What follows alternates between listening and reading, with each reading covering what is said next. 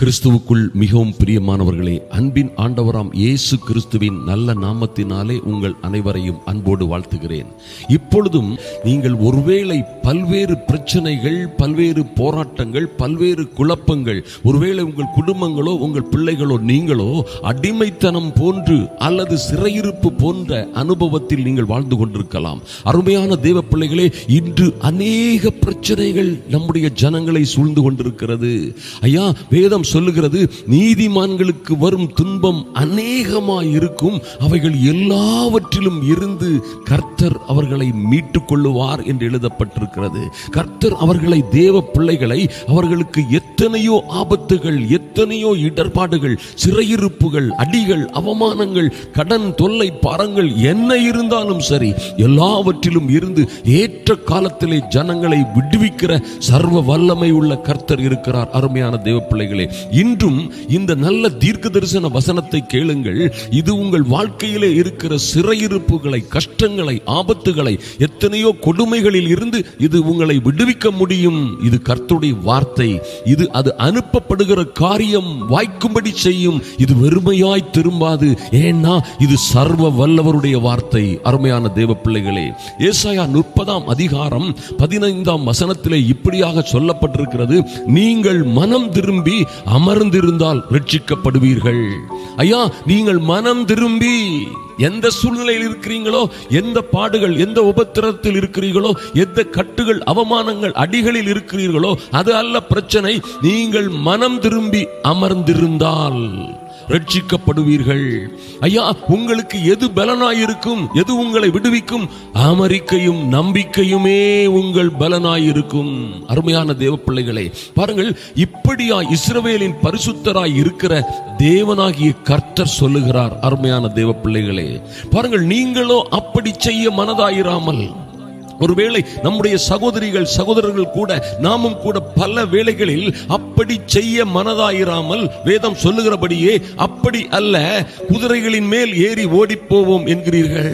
ஐயா, எங்களுக்கு பலம் இருக்குது, நாங்கள் அதை அப்படி பார்த்துக் கொள்வோம், இப்படி பார்த்துக் கொள்வோம், இப்படி செய்திருவோம், அப்படி செய்திருவோம் என்று கற்பனை செய்து கொண்டு, அப்படி அல்ல, அமர்ந்திருக்க மாட்டோம், மனம் திரும்ப வேண்டிய அவசியம் இல்லை, அமெரிக்கையும் நம்பிக்கையும் இப்போ தேவை ஒன்றும் இல்லை, எங்களுக்கு அவர்கள் இருக்கிறார்கள், இவர்கள் இருக்கிறார்கள், எங்களை பாதுகாப்பார்கள் என்று நாம் நினைத்து, பாருங்க, குதிரைகளின் மேல் ஏறி ஓடி போவோம் என்கிறீர்கள். அப்படியே ஓடி போவீர்கள். வேகமான வாகனங்களின் மேல் ஏறி போவோம் என்கிறீர்கள். அப்படியே உங்களை துரத்துகிறவர்களும் வேகமாய் துரத்துவார்கள். பாருங்க, இதுதான் ஐயா தீர்க்க தரிசனம். கர்த்தர் சொல்லுகிறார். கர்த்தர் சொல்லும் போது அதை எப்படி நாம் சாதிக்க முடியும் என்ற கருத்தை, அந்த வழிமுறைகளை அவர் நமக்கு அற்புதமாக கற்றுத்தருகிற பரிசுத்த ஆவியானவர் நம்மோடு இருக்கிறார். அருமையான தேவ பிள்ளைகளே, நீங்கள் மனம் திரும்பி அமர்ந்திருந்தால் ரட்சிக்கப்படுவீர்கள்.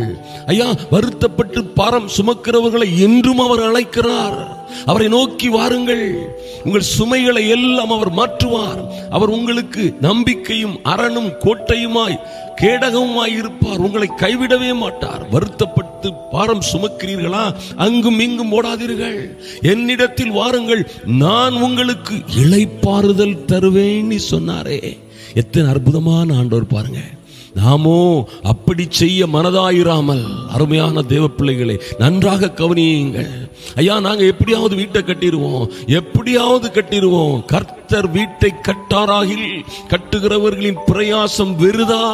அருமையான தேவ பிள்ளைகளே, அவருடைய சமூகத்திலே காத்திருங்கள், காத்திருங்கள். அவருடைய சமூகத்திலே, அவருடைய பிரசன்னத்திலே, ஒருவேளை அதிகாலையில் எழுந்து தேவ சமூகத்திலே காத்திருங்கள். அவர் உங்களுக்காக வழக்காடுவார், உங்களுக்காக யுத்தம் பண்ணுவார், உங்களுக்கு நீங்கள் செய்ய வேண்டியவைகளை உங்களுக்கு கற்றுத்தருவார். அவர் கற்றுத்தரும் பொழுது ஆச்சரியமான மகிமையான வெற்றிகளை நீங்கள் பெற்றுக்கொள்ள முடியும். நடுஜாமத்தில் எழுந்து தேவ சமூகத்திலே மனம் திரும்பி அமர்ந்திருங்கள். ரட்சிக்கப்படுவீர்கள், விடுவிக்கப்படுவீர்கள். உங்கள் பிள்ளைகள், உங்கள் குடும்பம், உங்கள் சிறையிருப்பு, ஐயோ கடனோ தொல்லையோ பாரமோ கஷ்டமோ வியாதியோ எல்லாவற்றிலும் இருந்து நீங்கள் அமர்ந்திருந்தால் ரட்சிக்கப்படுவீர்கள், விடுவிக்கப்படுவீர்கள், சுகமாவீர்கள். அருமையான தேவ பிள்ளைகளே, பாருங்கள், இங்கே ஒரு அற்புதமான காரியம் இருக்கிறது.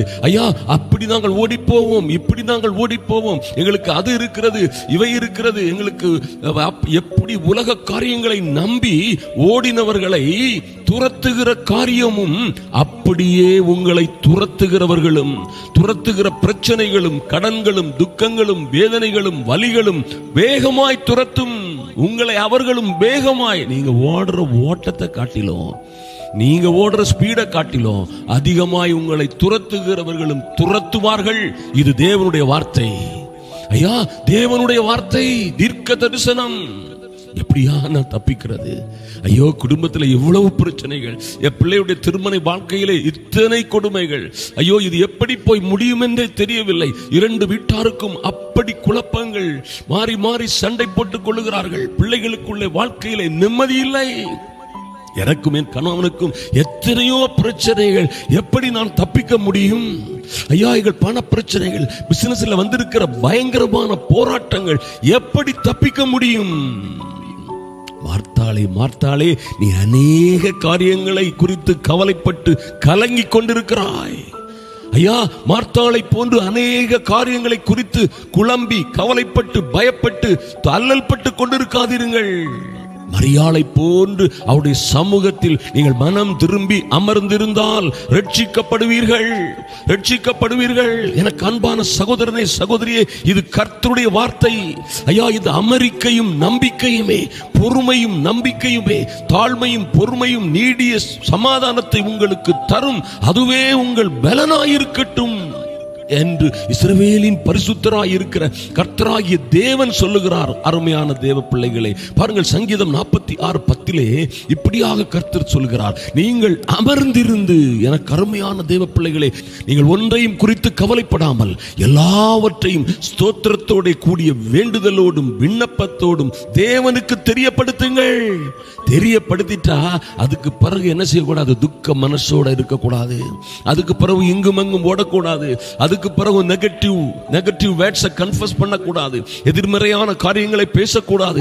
ஒருவேளை அவர்கள் செய்வனை வைத்திருப்பார்கள், பில்லி சூனியம் செய்திருப்பார்கள், அதனால் தான் மந்திரவாதம் செய்து விட்டார்கள், அதனால் தான் இப்படி இருக்கிறது, இன்னும் இருக்கிறது என்று நீங்கள் சொல்லக்கூடாது. நீங்கள் என்ன செய்யணும்? நீங்கள் அமர்ந்திருந்து, நீங்கள் பொறுமையோடு காத்திருந்து, என்ன வச்சிருந்தா என்ன, என்ன நடந்தா என்ன, எத்தனை பிரச்சனைகள் இருந்தா என்ன, எத்தனை பிரச்சனைகள் நாளைக்கு எங்களை எதிர்கொள்ள வேண்டிய சூழ்நிலை இருந்தால் என்ன, நாங்கள் கர்த்தரோடு இருக்கிறோம், அவர் எங்களை அழைத்திருக்கிறார். வருத்தப்பட்டு பாரம் சுமக்கிறவர்களே, என்னிடத்தில் வாருங்கள் என்று சொன்னவர் எங்களுக்கு இளைப்பாறுதல் தருவார் என்ற நம்பிக்கையிலே நீங்கள் அமர்ந்திருந்து, கர்த்தர் சொல்றாரு 46:10 சங்கீதத்தில், நீங்கள் அமர்ந்திருந்து, பாருங்க எவ்வளவு வைராக்கியமா சொல்றாரு. எனக்கு அன்பான தேவ பிள்ளைகளே, கர்த்தருடைய வார்த்தை தான் உங்களுக்கு வருகிறது. அருமையான சகோதரனே, சகோதரியே, நீங்கள் அமர்ந்திருந்து, கர்த்தர் சொல்லுகிறார், நீங்கள் அமர்ந்திருந்து நானே தேவன் என்று அறிந்து கொள்ளுங்கள். ஐயா, நீங்கள் அமர்ந்து அமைதியாயிருந்து பொறுமையாயிருந்து, நாங்க நகரத்தெல்லாம் நாங்க காப்பாற்ற முடியாது ஐயா, எங்க பிள்ளைகள்லாம் நாங்க எப்படி காப்பாற்றுவோம்? கர்த்தர் நகரத்தை, எங்கள் பிள்ளைகளை, எங்கள் குடும்பத்தை, எங்கள் பிசினஸை கர்த்தர் காத்தால் யார் அதை அழிக்க முடியும்? யார் அதை கெடுக்க முடியும்? யார் அதை திருட முடியும்? ஒருவனாலும் முடியாது. எங்க வீட்டை, எங்க பிள்ளையுடைய வாழ்க்கையை கர்த்தர் கட்டுவாரானால், எங்கள் வீடு கர்த்தரால் கட்டப்படுகிறது, அவரே கட்டுவார், அவரே கட்ட வேண்டும், அது வீணாய் ஒரு நாளும் போகாது என்ற தைரியத்தில் நீங்கள் அமர்ந்திருந்து அவரே தேவன் என்று அறிந்து கொள்ளுங்கள், அறிந்து கொள்ளுவீர்கள். அருமையான தேவ பிள்ளைகளை, அதுக்கு பிறகு சொல்லுவீங்க, இந்த காரியம் கர்த்தரால் வந்தது. ஐயா, எங்களுக்கு ஒன்றும் தெரியாது, ஆச்சரியமான காரியங்களை எங்களுக்கு கர்த்தரே நிறைவேற்றி தந்தார் என்று நீங்கள் உற்சாகமாக சாட்சி சொல்லுகிறவர்களாக இருப்பீர்கள். பாருங்கள், பார்வோனுடைய ஏசாயா 30:3 சொல்லப்பட்டிருக்கிறது, பார்வோனுடைய பலன் உங்களுக்கு வெட்கமாகவும் எகிப்தியருடைய நிழல் ஒதுக்கு உங்களுக்கு லட்சையாகவும் இருக்கும். ஐயா, எகிப்தியர் சகாயம் பண்ணுகிறது வியர்த்தமும் வீணுமாம். ஆகையால் என்னையா செய்யலாம்? ஆகையால் சும்மா இருப்பதே உங்களுக்கு பலன். பாருங்க, எவ்வளவு அருமையான காரியம் பாருங்க. இப்படி நம்ம அங்கும் இங்கும் ஓடும் பொழுது என்ன நடக்கும்? 17ஆம் வசனத்தில் சொல்லப்பட்டிருக்கிறது, ஐயா, நீங்கள் அதை நம்பி உலக காரியங்களை நம்பி அலைந்து ஓடிக்கொண்டே இருக்கும்போது ஒருவன் பயமுறுத்த நீங்கள் 1000 பேர் ஓடி போவீர்கள், 5 பேர் துரத்தினாலே நீங்கள் அனைவரும் ஓடி போவீர்கள். இத்தனை கொடுமையான காரியம் நடக்கும் என்று வேதத்திலே சொல்லப்பட்டிருக்கிறது. அன்பு சகோதரனே, அன்பு சகோதரியே, உனக்குத்தான் கர்த்தர் பேசுகிறார். இந்த காலை வேளையிலே இதை கேட்டுக்கொண்டிருக்கிற, ஜப வேளையாய் இதை கர்த்தரோடு கேட்டுக்கொண்டிருக்கிற அருமையான சகோதரனே சகோதரியே, உன்னோடு தான் கர்த்தர் பேசுகிறார். ஆனாலும் என்ன நடந்தாலும், எது எப்படி போனாலும் சரி, எத்தனை பிரச்சனைகள் வந்தாலும் சரி, ஒருவேளை தப்பிக்கவே முடியாத சூழ்நிலைகள் இருந்தாலும் சரி, ஆனாலும் உங்களுக்கு இறங்கும்படி கர்த்தர் காத்திருப்பார். எத்தனை அற்புதமான தெய்வம் பாருங்க, எத்தனை அற்புதமான ஆண்டவர் உங்களோடு பேசிக் கொண்டிருக்கிறார்.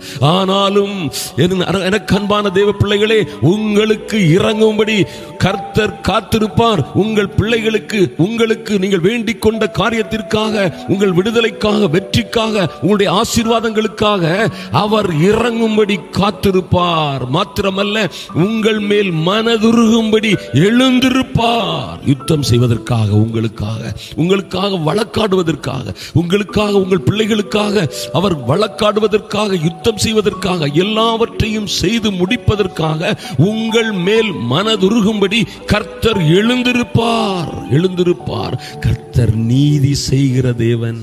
ஐயா, கர்த்தர் நீதி செய்கிற தேவன். அருமையான தேவ பிள்ளைகளே, அவர் நீதி செய்கிற தேவன். அவருக்கு காத்திருக்கிற அனைவரும், அவருக்கு காத்திருக்கிற நீங்கள் பாக்கியவான்கள், பேறு பெற்றவர்கள். ஐயா, அந்த உலகத்தில் உங்களை மாதிரி ஆசீர்வதிக்கப்பட்டவர்கள் யாரும் இல்லை. இன்னைக்கு இருக்கிற நிலைமையை நினைக்காதுங்க, இன்னைக்கு இருக்கிற கஷ்டத்தை நினைக்காதுங்க. நாளை கர்த்தர் உங்களுக்கு என்ன செய்வார் என்பதை விசுவாசியுங்கள். அவரே உங்களுக்கு இறங்கும்படி காத்திருக்கும் பொழுது, ஐயா, உங்கள் மேல் அவரே மனதுருகி உங்களுக்காக எழுந்திருக்கும் பொழுது, கர்த்தருக்கு காத்திருக்கிற அவர் உங்களுக்கு நீதி செய்யும் பொழுது பாருங்கள், நீங்கள் பாக்கியவான்களாயிருப்பீர்கள். உங்களுக்கு அறிந்த, தெரிந்த, வேண்டிய எல்லார்களுக்கும், எல்லா மனிதர்களுக்கும் முன்பாக நீங்கள் பாக்கியவான்களாய் இருப்பீர்கள். 19 சொல்லப்பட்டிருக்கிறபடி, சீயோனை சேர்ந்த ஜனங்கள், ஐயா, கர்த்தரை சேர்ந்த ஜனங்கள் குதிரைகளை அல்ல, ராணுவத்தை அல்ல, மனித பலங்களை அல்ல, பணத்தை அல்ல, பொருளாதாரத்தை, உலகத்தை அல்ல, அல்லது உலக அரசியல்வாதிகளையோ அதிகாரிகளையோ அல்ல, சீயோனை சேர்ந்த ஜனங்கள், கர்த்தரையே, கர்த்தருடைய ஆலயத்தையே, கர்த்தருடைய சமூகத்தையே சேர்ந்த ஜனங்கள் எருசலேமிலே வாசமாயிருப்பார்கள். தேவனுடைய நகரத்திலே, தேவனுடைய அரண்மனையிலே, தேவனுடைய வீட்டிலே வாசமாயிருப்பார்கள். இனி நீ அழுது கொண்டிராய். எனக்கு அருமையான சகோதரியே, இனி நீ அழுது கொண்டிராய். இனி நான் அழுது கொண்டிருக்க மாட்டேன்னு சொல்லுங்க, சத்தமா சொல்லுங்க. சத்தமா பிசாசுக்கு செவிகளில் ஏற மாதிரி, பிசாசுக்கு எதிர்த்து நின்றிருக்கும் போது அவன் ஓடி போற மாதிரி, இனி நான் அழுது கொண்டிறேன் என்று சொல்லுங்கள்.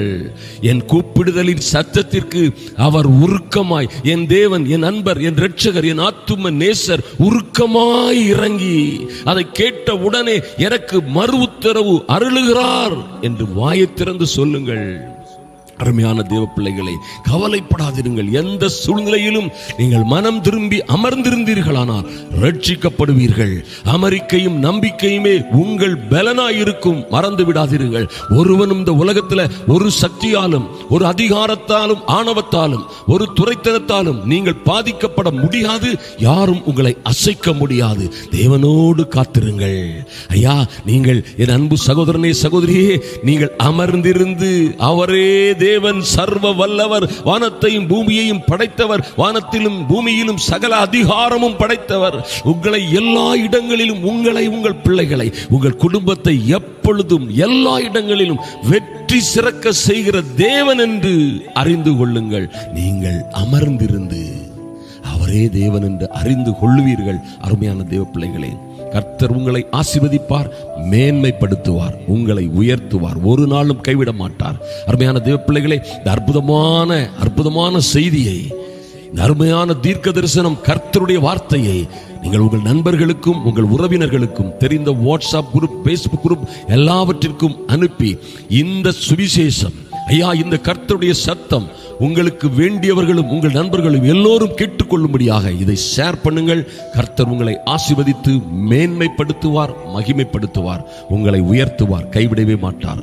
அன்பின் ஆண்டவராம் இயேசு கிறிஸ்துவின் நல்ல நாமத்தினாலே உங்களை வாழ்த்துகிறேன்.